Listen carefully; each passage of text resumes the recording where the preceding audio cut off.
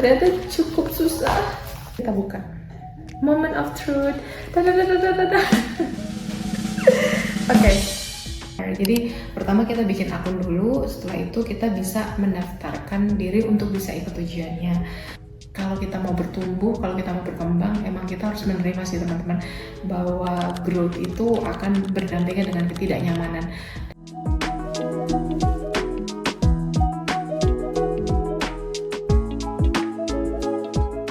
Hai teman-teman, selamat datang lagi di Kenal Digital. Hari ini apa kabar?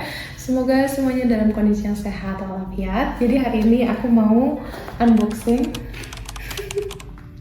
Ya, jadi sertifikat CSSP ku udah sampai dan kayaknya aku sekalian mau berbagi cerita tentang prosesnya dari mulai pertama kali daftar sampai akhirnya bisa mendapatkan sertifikat ini. Jadi langsung aja, kita sambil buka. Aku mau cerita dulu. Jadi cerita pertama kali aku ikut ujian CSSP itu dimulai dari tahun 2023. Waktu itu kayak kepengen banget ngambil, cuman nggak tahu bakal bisa apa nggak. Sebentar. Ternyata cukup susah. Oh iya, tampilan awalnya begini, tarang, dan tampilan belakangnya begini. Oke, kita buka. Nah waktu itu udah pengen banget teman-teman, cuman ngerasa nggak pede kan, ilmu baru segitu udah pengen ujian aja. Jadi waktu itu aku mulai ya udah belajar pelan-pelan gitu, tapi masih pelan banget itu sebisanya. Wah, dalamnya begini.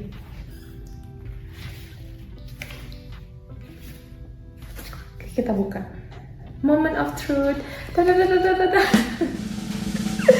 Oke. Wah. Bentar. Proses atau ada yang lain? Oh, ada yang lain. Oh iya, ini pin. Buka ininya dulu kali ya. Kayaknya setiap ujian sertifikasi global rata-rata tuh punya kayak gini teman-teman, punya semacam pin nih CSSP gitu, nanti bisa dipasang. Jadi ini pinnya, terus kita buka. Pertama ada kayak surat gitu. Congratulations on earning your IC Square certification. We are pleased to welcome you as a member of the World Largest Association of Cybersecurity Professionals. Yeay! Oke, lanjut. Ini adalah apakah ini? Jadi ini semacam informasi tentang Center for Cybersecurity and Education. Tuh, jadi ini kayak semacam informasi aja. Lanjut. Oke, ini adalah semacam booklet untuk panduan sebagai IC Square member. Kita lihat isinya. Oke, jadi ini kayak semacam langkah-langkah untuk login ke website. Terus ada ketentuan soal Continuous Professional Development atau Education, CPE ya. Nah, saya harus memenuhi sekitar 40 jam. Oke, ini benefitnya. Terus, informasi terkait chapter. Jadi kalau di Indonesia ada IC Square Indonesia chapter. Oke. Ya, ini cuma informasi-informasi aja. Next, wah, ini adalah sertifikatnya. Nanti saya blur deh nomor ID-nya. Akhirnya sampai. Yeay, ya jadi itu tadi isi dari semuanya.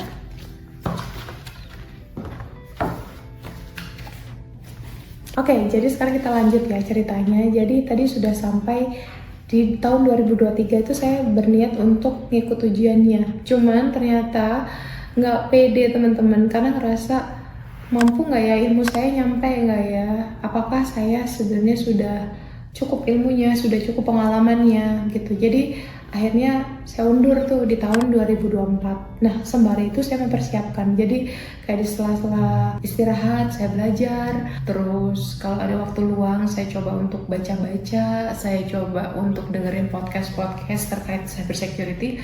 Kebetulan salah satu cara belajar yang sangat saya sukai adalah mendengarkan podcast. Nah, proses daftarnya sendiri teman-teman ini bisa dilakukan di website IC Square. Jadi pertama kita bikin akun dulu, setelah itu kita bisa mendaftarkan diri untuk bisa ikut ujiannya. Nah, kita tuh akan diminta untuk memilih tanggal ujiannya dan juga tempat ujiannya. Nah, teman-teman, selanjutnya adalah kita tinggal mempersiapkan aja. Nah, kalau teman-teman misalnya merasa bahwa oh saya belum siap, kita tuh bisa reschedule teman-teman. Kebetulan saya juga reschedule karena waktu itu merasa belum siap. Jadi ini agak tricky sih teman-teman. Kalau kita mendaftarkan tanggal ujian, itu tuh semacam jadi deadline buat kita. Dan itu enak karena itu memotivasikan buat belajar. Tapi ternyata kadang sampai tanggalnya pun kita ternyata belum siap. Jadi akhirnya ya udah, jadi bayar deh. Bayar untuk reschedule tanggalnya gitu. Jadi saya mundur lagi dan akhirnya saya memutuskan untuk oke, yang November ini apapun yang terjadi harus jadi ujian. Karena kalau nunggu bener-bener 100% siap kayaknya nggak akan sampai sih teman-teman, pasti akan ngerasa kurang terus gitu. Tapi waktu itu saya niatkan di 3 bulan terakhir itu sebelum November saya bilang oke, pokoknya ini saya ambil November, apapun yang terjadi harus jadi November ini. Karena pertama ya biaya reschedule-nya sayang kan teman-teman, harus bayar terus kedua juga ya nunggu siap tuh nggak akan pernah siap sih. Jadi ya udah, gas aja gitu. Oke. Nah, terkait gimana belajarnya itu udah saya share di video yang lain gitu. Jadi ini adalah video tips and trick. Teman-teman bisa tonton video itu kalau teman-teman mau dapet cerita perjuangan belajarnya. Tapi intinya secara singkat adalah proses belajarnya itu nggak mudah teman-teman. Memang proses belajarnya cukup nelongso gitu kalau bahasa Jawanya. Saya merasa kayak gini banget ya belajarnya gitu. Tapi ya kalau kita mau bertumbuh, kalau kita mau berkembang, emang kita harus menerima sih teman-teman bahwa growth itu akan berdampingan dengan ketidaknyamanan. Dan segala ketidaknyamanan yang saya rasakan waktu itu, ya udah saya terima gitu, bahwa nanti kok setelah lulus saya akan ngerasa bertumbuh banyak kok. Jadi ya udah, nggak apa-apa, sekarang berjuang dulu gitu. Oke, dan akhirnya datanglah hari dimana saya mau ujian, yaitu di tanggal 27 November 2024. Nah, 1 hari sebelumnya saya pastikan bahwa saya udah menjaga semuanya, kesehatan, pola makan saya atur, tidurnya saya atur, saya harus tidur cepet. Saya review lagi materi secara keseluruhan melalui CSSP Sunflower. Terus akhirnya ya udah, sisanya tinggal berdoa, banyak-banyak berdoa, banyak-banyak meminta sama Allah supaya diluluskan. Karena udah temen-temen, kalau udah usaha segitu banyak ya sisanya udah tinggal kita meminta kemurahan hati Allah untuk membiarkan dan mengizinkan kita untuk lulus gitu. Jadi ya saya banyak-banyak sholat hajat, meminta gitu ya untuk diberikan kelulusan gitu. Oke, akhirnya tiba hari ujian. Jadi saya biasanya kalau mau ujian mencoba untuk datang sekurang-kurangnya itu 1 jam sebelum jam ujiannya. Karena apa? Karena biasanya ada pengecekan teman-teman, dan biar kita tenang juga kan udah nyampe duluan. Jadi waktu itu saya tes centernya ada di daerah Kuningan, dan saya mencoba datang sekitar 1 jam lebih lah sebelumnya gitu. Dan waktu itu kalau nggak salah saya ujiannya jam 9, ya jam 9 saya coba datang dari jam 8 kurang udah sampai gitu. Nah di situ kemudian ada security check, jadi kita kayak diminta KTP-nya, terus diminta untuk foto, palm check gitu teman-teman. Jadi kayak sidik jarinya kita akan didaftarkan. Nah setelah semua security checks itu dilakukan, kita nunggu jamnya gitu. Jadi waktu itu ditawarin mau masuk sekarang atau sebelum jam yang sebenarnya gitu.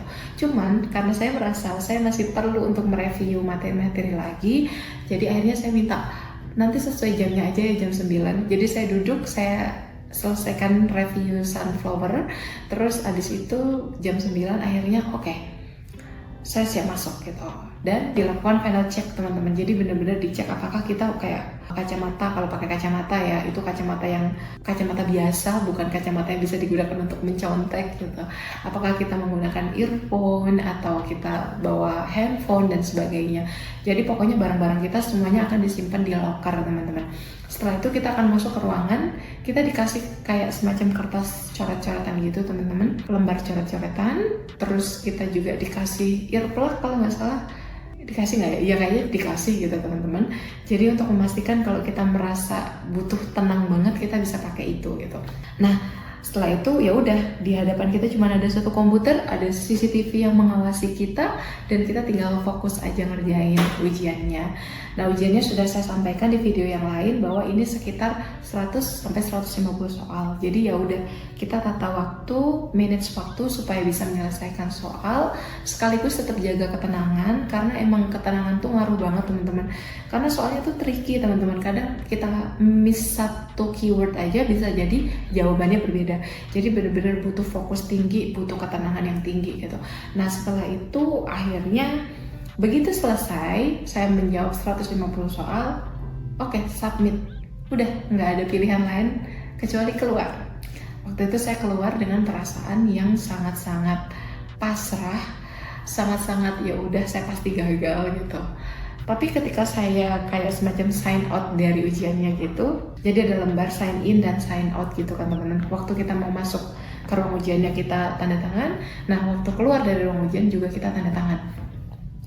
Ternyata ada lembar print yang diberikan kepada saya dan bunyinya adalah congratulations. Ada video yang udah mungkin teman-teman pernah lihat kalau pernah nonton video saya yang lain, yaitu video di mana saya menangis setelah membaca hasilnya karena memang sangat tidak terduga. Dan wah, saya bahkan menceritakan ini aja masih harunya tuh masih bisa dipanggil lagi gitu. Rasa harunya tuh masih teringat lagi sekarang, karena emang benar-benar kadang tuh kita meng-underestimate diri kita sendiri gitu loh teman-teman. Dan juga kita kayak semacam tidak mengapresiasi atau kurang mengapresiasi semua usaha yang udah kita lakukan.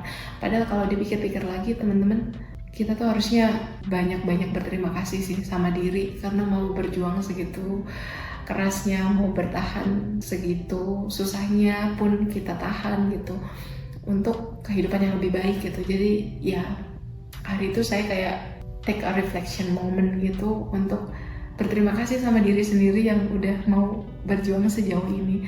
Buat seorang perempuan ya teman-teman, ada di dunia teknologi tuh nggak mudah gitu. Kadang kita merasa kita tuh di underestimate sama orang lain. Kadang kita dianggap kalau ilmunya teknikal kita nggak menguasai. Dan itu jadi kebawa gitu, kita jadi meng-underestimate diri kita juga gitu. Padahal ya ternyata kalau diusahakan bisa gitu teman-teman.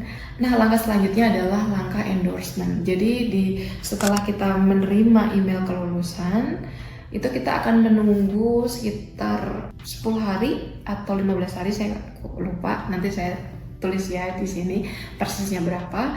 Jadi setelah itu kita akan menerima pengumuman resmi. Jadi hasil kertas yang muncul setelah ujian itu adalah hasil provisional, di mana hasilnya itu akan dicek lebih lanjut. Nah, jadi kita tetap harus nunggu hasil resminya.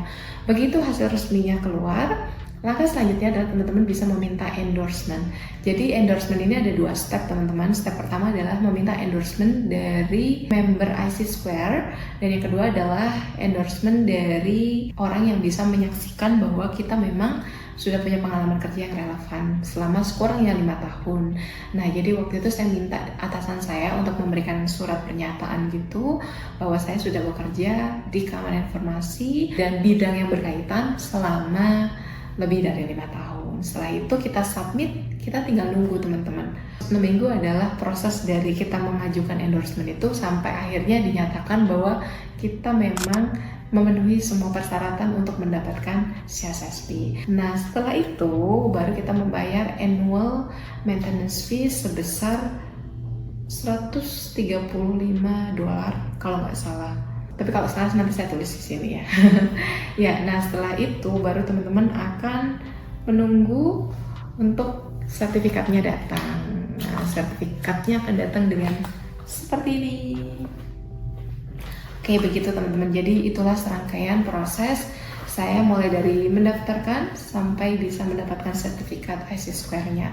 Oh ya, ini sertifikat fisiknya. Karena kalau sertifikat soft copy-nya itu bisa teman-teman dapatkan jauh-jauh sebelum itu. Jadi begitu nanti teman-teman sudah mendaftarkan tadi endorsement-nya dan juga membayar annual maintenance fee-nya, terus sudah di-approve, nggak berselang lama teman-teman akan menerima soft copy dari sertifikatnya. Jadi itu teman-teman serangkaian prosesnya, dan semoga video ini bermanfaat buat teman-teman semuanya. Kalau teman-teman punya pertanyaan atau punya saran, silahkan tuliskan di kolom komentar. And I will see you again next week, insya Allah. Bye-bye.